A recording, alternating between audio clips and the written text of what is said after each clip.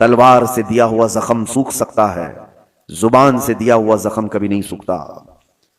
جس کو زبان سے آپ نے کبھی طعن و تشنیع کیا، گالی دیا ہے، اس کے دل کو چھلنی کیا ہے، وہ برسوں تک اس کا زخم دل کے اندر رہے گا، وہ مندمل نہیں ہوتا۔ چاقو سے کاٹا ہوا زخم تھوڑے دنوں کے بعد صحیح ہو جاتا ہے۔ اسی لیے کہا گیا کہ زبان کی اپنی حفاظت کرو، اور حکیموں نے یہی فرمایا جو خاموش رہتا ہے اس کی عزت بڑھا دی جاتی ہے۔ من سکت نجا، جو خاموش رہا وہ نجات پا گیا۔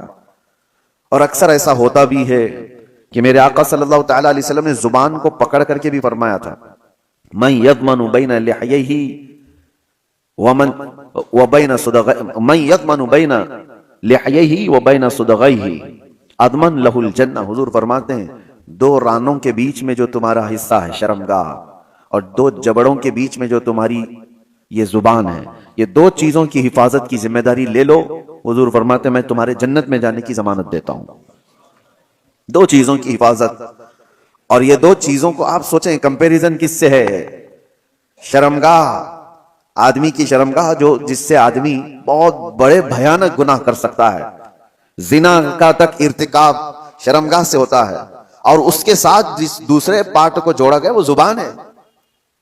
یعنی جتنے خطرناک گناہ شرمگاہ سے ہوتے ہیں اسی انداز سے گناہ تمہاری زبان سے بھی ہوتے ہیں۔ ایک بات میں آپ کو بتاؤں، شرمگاہ زنا کر سکتی ہے، غلط کاریاں کر سکتی ہیں، لیکن شرمگاہ کفر نہیں کرتی۔ کفر جو ہے زبان کرتی ہے، کفر جو ہے وہ زبان کرتی ہے، شرک زبان کرتی ہے، شرمگاہ نہیں کرتی۔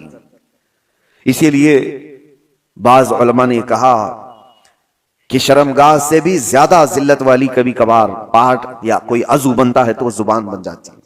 اللہ کا انکار کرنے والی زبان، رسول اللہ صلی اللہ تعالی علیہ وسلم کی تمام نشانیاں دیکھ کر کے زبان سے ان کے خلاف بولنے والی زبان، اسلام کے خلاف بھونکنے والی زبان، یہ وہ زبان ہے جو شرمگاہ سے بھی زیادہ خطرناک ہے۔ اور آپ کے جسم کے اندر، آپ کے منہ کے اندر جو زبان ہے، آپ خود اس کو فیصلہ کریں کہ یہ کس حد تک صحیح ہے اور کس حد تک گری ہوئی ہے۔ عرب میں ایک بات کہی جاتی ہے، جراحت السنان لها التیام ولا یلتام ما جرح اللسان۔